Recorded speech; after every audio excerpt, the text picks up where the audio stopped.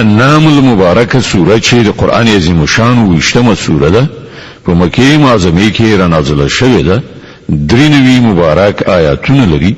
تلاوت او پښتو ترجمه یې لومړی آیت څخه اوري. بسم الله الرحمن الرحیم. د الله په نوم چې ډیر زیات مهربان پورا رحم لرونکی دی. طاسین تلك آیات القرآن وكتاب مبین هدى وبشرى للمؤمنين الذين يقيمون الصلاة ويؤتون الزكاة وهم بالآخرة هم يوقنون. طاسین دا د قرآن او د څرګندونکي کتاب آیاتونه دي.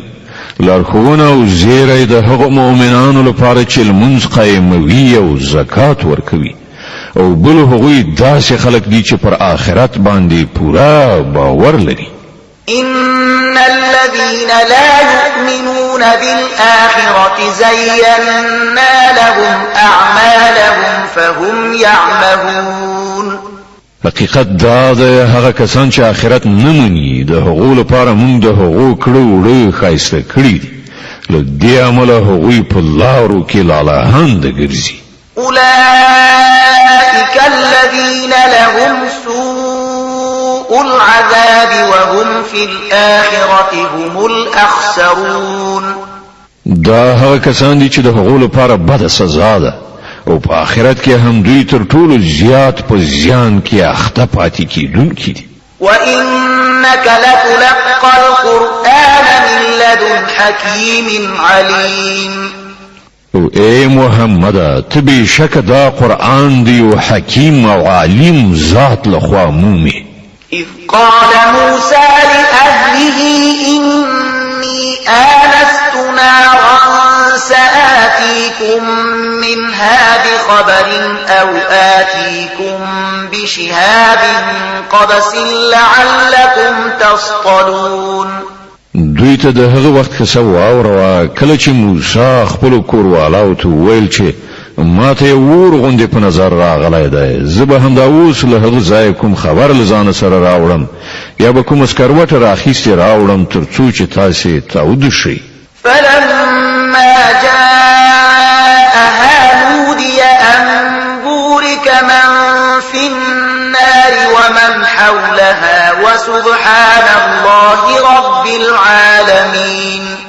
هلته چې ورسیدنو آواز راغی چې مبارک ده هغه چې په دې اور کې ده او هغه چې د دې په چاپیریال کې ده. پاک ده الله د ټولو نړیوالو پروردګار.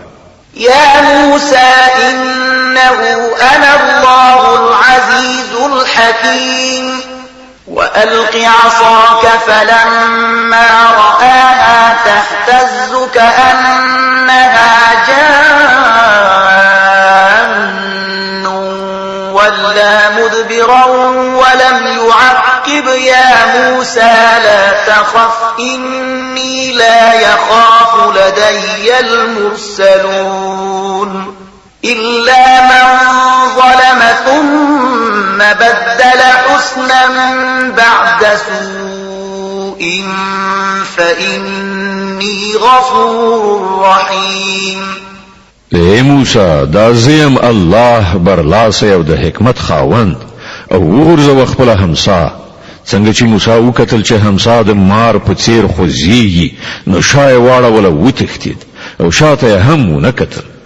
اے موسی مو ویریږه زما په وړاندې پیغمبران نه ویریږي مګر دا چې چا قصور کړی وي بیا که هغه له بدی څخه ورسته په نیکی سره خپل فعل بدل کړ نو زه بخونکی مهربان یم.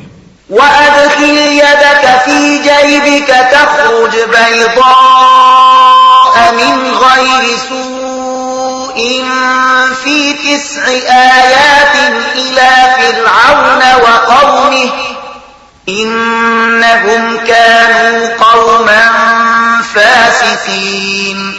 او خپل لاس په خپل گریوان کې نه باسه ځلانده براوزی بیل څه عیبه دا دوه نښانې له نهو نښانو څخه دي د فرعون او د هغه د قوم لوري ته د تلو لپاره هغوی ډېر بدکاران دي. فلما جاءتهم آياتنا مبصرة قالوا هذا سحر مبين. خو کله چې زمونږه څرګنده روښانه نښانې د هغو مخې ته راغلې نو هغوی وویل چې دا خو ښکاره کوډې دي. وجحدوا بها واستيقنتها أنفسهم ظلما وعلوا فانظر كيف كان عاقبة المفسدين. هغوی له سره تر پایه د ظلم او غرور له لارې له دغو نښانو څخه انکار وکړ په داسې حال کې چې زړونه یې پرې قایل شوي وو. اوس وګورئ چې د هغو مفسدانو عاقبت څنګه شو. ولقد آتينا داود وسليمان علما وقال الحمد لله الذي فضلنا على كثير من عباده المؤمنين. لو بل خوا موږ داود او سليمان ته علم ورکړو. هغوی ویل هغه خدای ته شکر دی چې موږ ته پر خپل زیاتر او مؤمنو بندگانو باندې لوړتیا را په برخه کړه. وورث سليمان داود وقال يا أيها الناس علمنا منطق الطير وأوتينا من كل شيء إن هذا لهو الفضل المبين. او سليمان د داود وارث شو او هغه ویل اے خلکو مونږ ته د مرغانو خبرې راز د کړای شوې دي او مونږ ته هر ډول شیان راکړل شوي دي. بشک دا د الله کارا لورینه ده. وحشر لسليمان جنوده من الجن والإنس والطير فهم يوزعون. د سليمان لپاره د پیریانو او انسانانو او مرغانو لښکرې راغونډې کړای شوې وي او هغوی تر پوره انضباط لاندې ساتل کېدل. حتى إذا أتوا على واد النمل قالت نملة يا أيها النمل ادخلوا مساكنكم لا يحطمنكم سليمان وجنوده وهم لا يشعرون. یو ځل له هغو سره سفر کاوه تر دې پورې چې کله چې دوی ټول د میږیانو ناو یعنی بیدیا ته ورسېدل نو یو میږي وویل اے میږیانو په خپلو غارونو کې ننوځئ نه چیرې داسې وشي چې سلیمان او د هغه لښکرې مو چیت کړي او هغوی به خبره هم نه وي. فتبسم ضاحكا من قولها وقال رب أوزعني أن أشكر نعمتك التي أنعمت علي وعلى والدي وأن أعمل صالحا ترضاه وأدخلني برحمتك في عبادك الصالحين.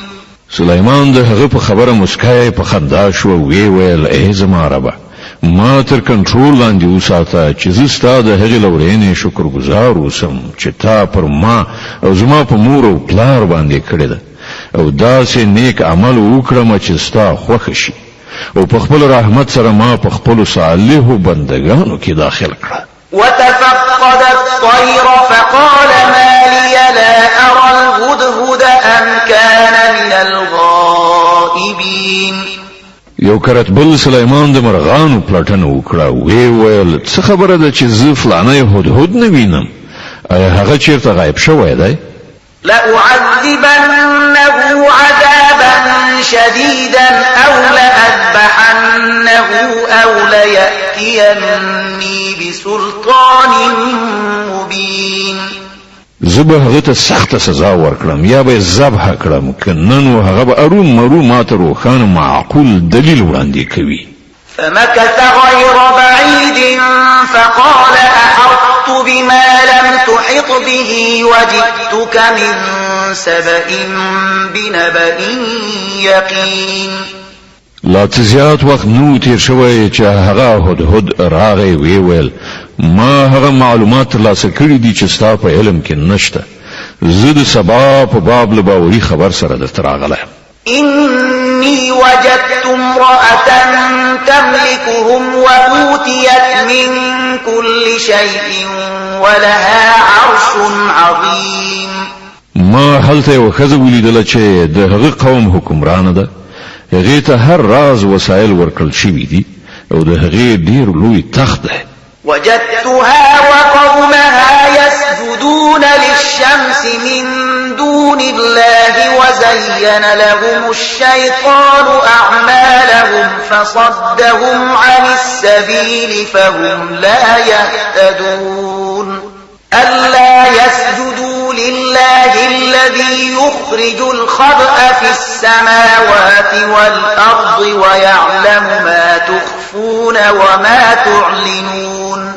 ما لیدل چې هغه د هغې قوم د الله په ځای د لمر په وړاندې سجده کوي شیطان د هغو عملونو د هغو لپاره ښایسته کړل او هغوی له لارې واړول له دې امله هغوی دغه سمه لاره نه مومي چې هغه خدای ته سجده وکړي چې د اسمانونو او ځمکې پټ شیان برسیره کوي او هغه په ټولو هغو شیانو پوهیږي چې تاسې پټوي او ښکاره کوي د انعام المبارکه سوره چې د قرآن عظیم شان 20مه سوره ده په مکې معظمه کې را نازله شوې ده 93 مبارک آیاتونه لري تلاوت او پښتو ترجمه یې له 26 آیت څخه اوري د دې آیت په اورېدو سره یوه د تلاوت سجده واجب کیږي الله لا إله إلا هو رب العرش العظيم الله چې له هغه پرته بل هیڅوک د عبادت وړ نشته چې د لوی عرش څښتن دی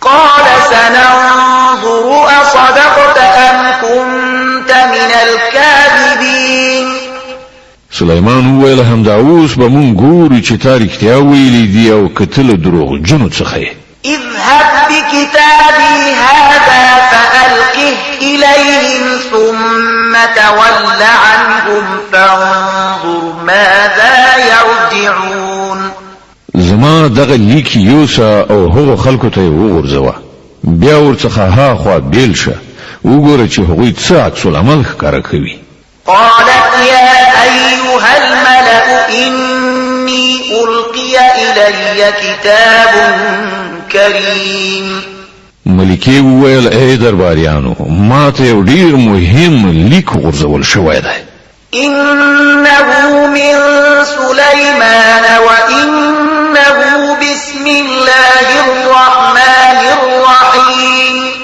ألا تعلوا علي وأتوني مسلمين هغه سليمان له خوا دی او د رحمان او رحیم الله په نوم سره پیل کړی شوی دی مضمون دا دی چې زما په مقابل کې سرکشي مکوي او زما حضور ته مسلمانان راشي قالت يا أيها الملأ أفتوني في أمري ما كنت قاطعة أمرا حتى تشهدون د لیک له لوستلو وروسته ملکې وویل ای د قوم مشرانو زما په دغه موضوع کې ماته مشوره راکړئ زه له تاسې پرته د هیڅ کار پرېکړه نه صادروم قالوا نحن أولو قوة وأولو بأس شديد والأمر إليك فانظري ماذا تأمرين وویل موږ د قوت او په جګړه کې د سخت بریښ خاوندان نور فیصله ستا په لاس کې ده ته په خپله وګوره چې څه حکم کوي قالت إن الملوك إذا دخلوا قرية أفسدوها وجعلوا أعزة أهلها أذلة وكذلك يفعلون ملکې وویل چې پاچایان چې کله یو هیواد ته ننوځي نو هغه ورانوي او د هغه عزتمند خلک ذلیله کوي او دوی هم همداسې کوي وإني مرسلة إليهم بهدية فناظرة بما يرجع المرسلون زه دغه خلکو ته یو سوغات لیږم بیا ګورم چې زما ځانګړی استازی له څه ځواب سره بیرته راستنیږي فلما جاء سليمان قال أتمدونني بمال فما آتاني الله خير مما آتاكم بل أنتم بهديتكم تفرحون. کله چې هغه یعنی د ملکی سفیر سلیمان ته ورغی نو هغه وویل آیا تاسو غواړئ چې مال سره زما مرسته وکړئ؟ ته چې خدای ما ته راکړی دی هغه له هغه نه ډېر زیات دی چې تاسو ته یې درکړی دی. ستاسو سوغات یې همدا تاسو ته مبارک وي. ارجع إليهم فلنأتينهم بجنود لا قبل لهم بها ولنخرجنهم منها أذلة وهم صاغرون. اے استازیا د خپل لیګونکو لوري ته بیرته ستون شه. مونږ به هغو ته له داسې لښکرو سره ورشو چې هغوی مقابله ونه کړی شي او مونږ به هغوی په داسې رسوایي سره له هغه ځایه وباسو چې ذلیل وګرځي. قال يا أيها الملأ أيكم يأتيني بعرشها قبل أن يأتوني مسلمين. سلیمان وویل اے درباریانو له تاسې نه به کوم یو د هغې تخت ماته راوړي مخکې له دې نه چې هغوی اطاعت کوونکي ماته راشي. قال عفريت من الجن أنا آتيك به قبل أن تقوم من مقامك وإني عليه لقوي أمين. له پیریانو څخه یو د قوي جوسې خاوند عرض وکړ زه به یې درته راوړم مخکې له دې چې ته له خپله ځایه پاڅېږې زه د دې وس لرم او امانتدار یم.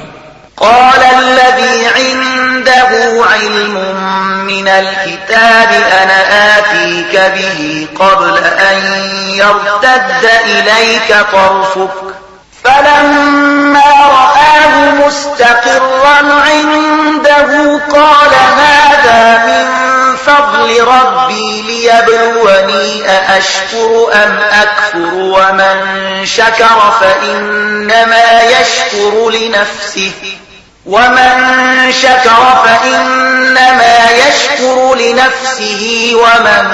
كفر فإن ربي غني كريم.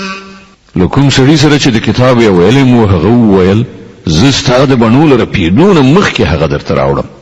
څنګه چې سلیمان هغه تخت له خپل ځان سره ایښودل شوی ولید ویې ویل دا زما د رب فضل دی تر څو چې هغه ما وازمایي چې زه شکر کوم او که د نعمت ناشکري کوم او څوک چې شکر کوي د هغه شکر په خپله د همغه لپاره ګټور دی او که څوک ناشکري وکړي نو زما رب بې نیازه او په خپل ذات کې په خپله لوی دی.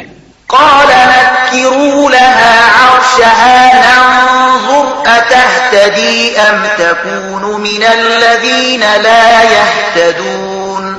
سلیمان وویل د هغې تخت ناکاره ناآشنا د هغې مخې ته کېږدئ ګورو چې هغه صحیح خبرې ته رسیږي او که له هغو کسانو څخه ده چې سمه لاره نه مومي.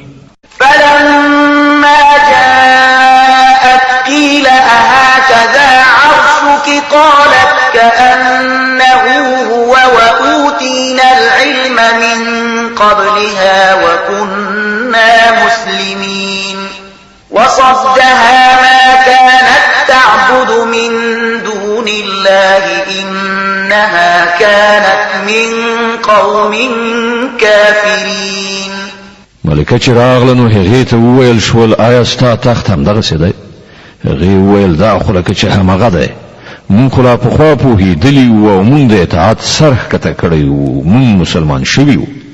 هغه چې کوم شي له ایمان راوړلو نه منع کړې وه هغه د هغه وخت معبودانو عبادت و چې هغې له الله څخه پرته هغو ته کو ځکه چې هغه له یو کافر قوم څخه وه. قيل لها ادخل الصرح فلما رأته حسبته لجة وكشفت عن ساقيها قال إنه صرح ممرد من قوارير. قالت رب إني ظلمت نفسي وأسلمت مع سليمان لله رب العالمين. هغې ته وویل شول چې قصر ته ننوځه. هغې چې وکتل نو ګمان یې وکړ چې د اوبو حوض دی او د ورکوزیدو لپاره خپل پایڅې بډ وهلې. سلیمان وویل دا د ښیښې ورونه هوار فرش دی. هغې وویل ای زما ربه، تر نن ورځې پورې ما پر خپل نفس ډیر ظلم وکړ او اوس ما له سلیمان سره د الله رب العالمین اطاعت ته غاړه کېښوده. ولقد أرسلنا إلى ثمود أخاهم صالحا أن اعبدوا الله فإذا هم فريقان يختصمون. او سمودیانو ته موږ د هغو ورور صالح له دې پیغام سره ولېږي چې د الله بندګي وکړي، نو په ناڅاپي ډول هغوی دوه دښمنې ډلې شوې. قال يا قوم لم تستعجلون بالسيئة قبل الحسنة لولا تستغفرون الله لعلكم ترحمون. صالح وویل ای زما قومه، له نیکۍ نه مخکې د بدۍ لپاره ولې تلوار کوئ؟ ولې له الله نه بخښنه نه غواړئ؟ ښایي چې پر تاسې رحم وشي. قالوا اطيرنا بك وبمن معك قال طائركم عند الله بل أنتم قوم تفتنون. غوی ویل مون خو ته او ستا ملګري د شومتوب نښه میندلې یې. صالح ځواب ورکړ ستاسې د ښه او بد فعال معامله له خدای سره ده، اصلي خبره دا ده چې پر تاسې ازموینه کیږي. وكان في المدينة 9 رهط يفسدون في الأرض ولا يصلحون. په هغه ښار کې 9 ډلې وې چې په هېواد کې فساد خوراوه او کوم د اصلاح کار یې نه کوو. قالوا تقاسموا بالله لنبيتنه وأهله ثم لنقولن لوليه ما شهدنا مهلك أهله وإنا لصادقون. وی په خپل منځو کې سره وویل په خدای باندې په قسم خوړلو سره ژمنه وکړئ چې مونږ به د شپې له مخې په یرغل کولو سره صالح او د هغه کورنۍ ووژنو او بیا به د هغه ولی ته ووایو چې مونږ د هغه د کورنۍ د وژنې په وخت کې موجود نه وو. مونږ بیخي رښتیا ووایو. ومكروا مكرا ومكرنا مكرا وهم لا يشعرون. دا د سیسه خو هغوی جوړه کړه او بیا مونږ یو تدبیر ونیو چې هغوی ورڅخه خبر نو. فانظر كيف كان عاقبة مكرهم أنا دمرناهم وقومهم أجمعين. اوس وګوره چې د هغوی د دسیسې عاقبت څه شو. مونږ هغوی او د هغو ټول قوم تباه کړل. فتلك بيوتهم خاوية بما ظلموا إن في ذلك لآية لقوم يعلمون. هغه د هغوی تش پراته کورونه دي. د هغه ظلم له امله چې هغوی کاوه په دې کې د عبرت یوه نښه ده د هغو خلکو لپاره چې علم لري. وأنجينا الذين آمنوا وكانوا يتقون. ومونږ هغه خلک وژغورل چې ایمان یې راوړی و او له سرغړونې څخه یې ډډه کړې وه. ولوطا إذ قال لقومه أتأتون الفاحشة وأنتم تبصرون. ومونږ لوط ولیږه یاد کړه هغه وخت چې هغه خپل قوم ته وویل تاسې په داسې حال کې چې په سترګو وینئ بدکارۍ کوئ. أئنكم لتأتون الرجال شهوة من دون النساء بل أنتم قوم تجهلون. ستاسې همدا کړن لاره ده چې ښځې پرېږدئ نارینهو ته د شهوت رانۍ لپاره ورځئ. حقیقت دا دی چې تاسې سخت د جهالت کار کوئ. فما كان جواب قومه إلا أن قالوا أخرجوا آل لوط من قريتكم إنهم أناس يتطهرون. خو د هغه قوم ځواب لدی پرته بل څه نو چې هغه وویل خپل کلی نه د لوط کورنۍ وباسي، دوی ډیر ځانونه پاک کوي. فأنجيناه وأهله إلا امرأته قدرناها په پای کې مونږ هغه او د هغه کورنۍ وژغورله پرته د هغه مېرمنې څخه چې د هغې بیرته پاتې کېدل مونږ ټاکلي وو. وأمطرنا عليهم مطرا فساء مطر المنذرين. مو راو پر هغو خلکو باندې یو ورخت هغه ډیر بد ورختو د هغو خلکو په حق کې چې تنبیه کړای شوی وو. قل الحمد لله وسلام على عباده الذين اصطفى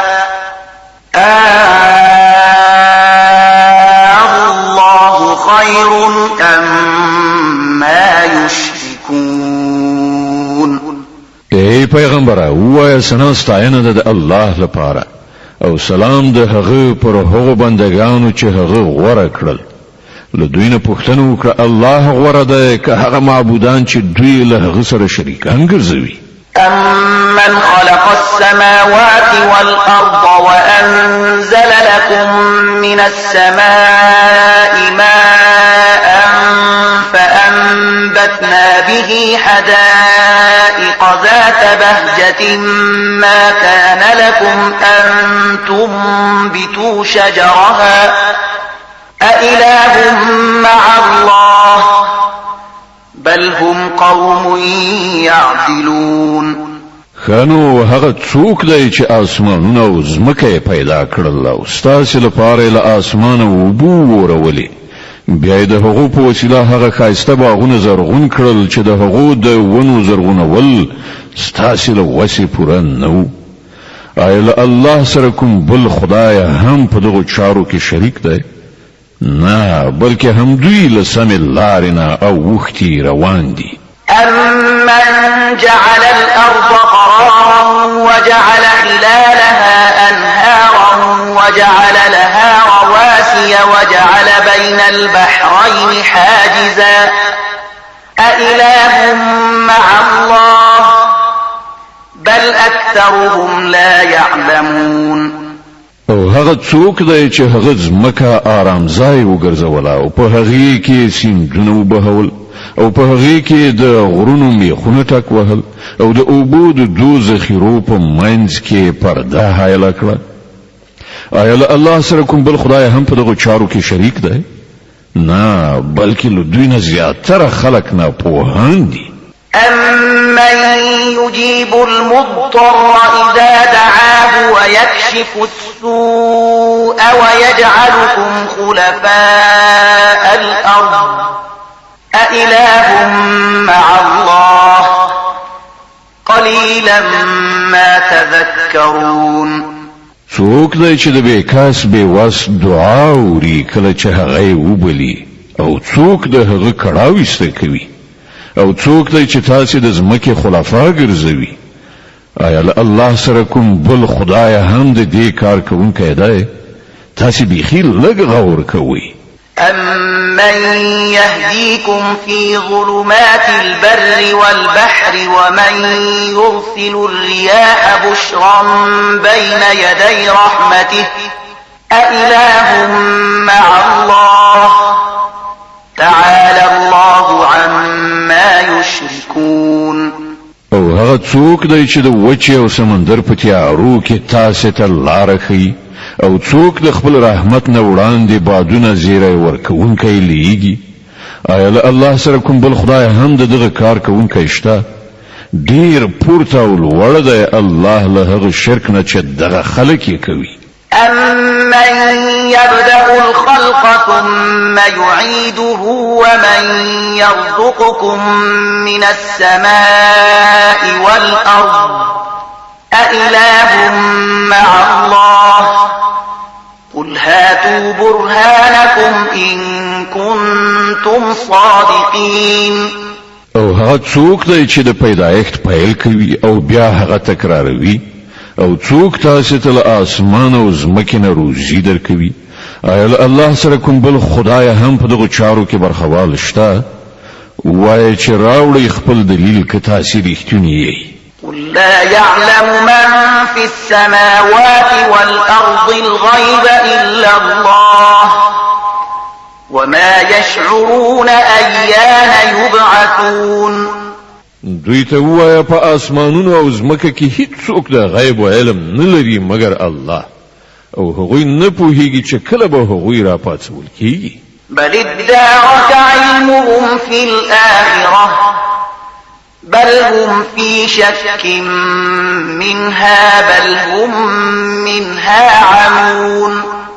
بلکې د آخرت علم خو له دغو خلکو نه بیخي ورک شوی دی بلکې دوی د هغه له پلوه په شک کې دي بلکې دوی له هغه نه ړانده دي. وقال الذين كفروا أئذا كنا ترابا وآباؤنا أئنا لمخرجون. دغه منکران وایي آیا کله چې مونږ او زمونږ پلرونه نیکونه خاورې شوي ووسو نو مونږ به په رښتیا سره له قبرونو څخه راویستل شو. لقد وعدنا هذا نحن وآباؤنا من قبل إن هذا إلا أساطير الأولين. دغه خبرونه مونږ ته هم ډیر راکړی شوي دي او مخکې زمونږ پلرونو ته هم ورکړی شوي دي خدا فقط افسانې دي چې له پخوانیو وختونو څخه اورول کیږي. قل سيروا في الأرض فانظروا كيف كان عاقبة المجرمين. ویا لږ غوندې په ځمکه کې په ګرځېدو را ګرځېدو سره وګورئ چې د مجرمانو څه عاقبت شوی دی. ولا تحزن عليهم ولا تكن في ضيق مما يمكرون. ای پیغمبره د دوی په حال باندې مزورېږه او موږ د دوی په دسیسو باندې زړه تنګی اوسه. ويقولون متى هذا الوعد إن كنتم صادقين. هغوی وایي چې دغه وعده یعنی تور بریخ به کله پوره کیږي که تاسې رښتونی یاست. قل عسى أن يكون ردف لكم بعض الذي تستعجلون. وایه څه عجب چې د کوم عذاب لپاره چې تاسې بیره کوئ د هغې یوه برخه تاسې ته بیخي نږدې شوي وي. وإن ربك لذو فضل على الناس ولكن أكثرهم لا يشكرون. حقیقت دا دی چې ستا رب خو پر خلکو باندې ډیر فضل کوونکی دی مګر زیاتره خلک شکر نه باسي. وإن ربك ليعلم ما تكن صدورهم وما يعلنون. بشک ستا رب خو پوهیږي په هغه څه چې د دوی سینو په خپل دننه کې پټ کړای دی او په هغه څه چې دوی ښکارا کوي. وما من غائبة في السماء والأرض إلا في كتاب مبين. په اسمان او ځمکه کې هیڅ کوم پټ شی داسې نشته چې په یو څرګند کتاب کې لیکل شوی موجود نه وي. إن هذا القرآن يقص على بني إسرائيل أكثر الذي هم فيه يختلفون. دا واقعیت دی چې دغه قرآن بني اسرائیل ته د زیاترو هغو خبرو حقیقت ښیي چې هغوی پکې اختلاف لري. وإنه لهدى ورحمة للمؤمنين. او دا هدایت او رحمت دی د مؤمنانو لپاره. إن ربك يقضي بينهم بحكمه وهو العزيز العليم. بشکه همدغه چې بستا رب د دوی په منځ کې هم په خپل حکم سره پریکړه وکړي او هغه برلاسی او په هر څه پوهیدونکی دی. فتوكل على الله إنك على الحق المبين. نو ای پیغمبره پر الله توکل لره په باوري ډول ته په څرګند حق باندې. إنك لا تسمع الموتى ولا تسمع الصم الدعاء إذا ولوا مدبرين. ته مړی نشي اورولای نه هغو کنو ته خپل आवाज رسولای شي چې شاړ وي تختی. وما أنت بهادي العمي عن ضلالتهم إن تسمع إلا من يؤمن بآياتنا فهم مسلمون. او نه وړاندې په لارښوونې سره له ګمراهۍ نه ژغورلی شي. تو خو خپله خبره همغو کسانو ته اورولای شي چې زمون په آیاتونو باندې ایمان راوړي او بیا امر منونکي ګرځي. وإذا وقع القول عليهم أخرجنا لهم دابة من الأرض تكلمهم أن الناس كانوا بآياتنا لا يوقنون. او کله چې پر هغه باندې زمون د خبرې د پوره کېدو وخت را ورسیږي نو موږ به د هغو لپاره یو ځناور لمځکې نه راوباسو چې له هغو سره به خبرې وکړي چې خلکو زمون پر آیاتونو باندې باور نه کاوه. ويوم نحشر من كل أمة فوجا ممن يكذب بآياتنا فهم يوزعون. او لږ هغه ورځ په تصور کې راوله چې کله موږ له هر امت نه د هغو کسانو یو بشپړ پوځ محاصره راوړو چې زموږ آیاتونه دروغ ګڼل بیا به هغوی د هغو د اقسامو په لحاظ سره درجه په درجه ترتیب کړل شي. حتى إذا جاءوا قال أكذبتم بآياتي ولم تحيطوا بها علما أم ماذا كنتم تعملون.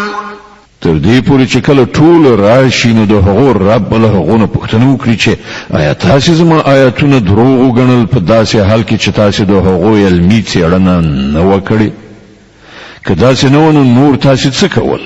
ووقع القول عليهم بما ظلموا فهم لا ينطقون. او د هغو د ظلم له امله به د عذاب وعده پر هغو باندې پوره شي بیا به نو هغوی هیڅ هم ونشي ویلای ځکه چې ځواب او دلیل نه لري. ألم يروا أنا جعلنا الليل ليسكنوا فيه والنهار مبصرا إن في ذلك لآيات لقوم يؤمنون. آیا هغوی ته بصیرت نه ورکړای شوی چې موږ شپه د هغو لپاره د آرام کولو وخت ګرځولی وه او ورځ مو روښانه کړې وه؟ په همدې کې د هغو خلکو لپاره ډېرې نښانې وي چې ایمان یې راوړ. ويوم ينفخ في الصور ففزع من في السماوات ومن في الأرض إلا من شاء الله وكل أتوه داخرين.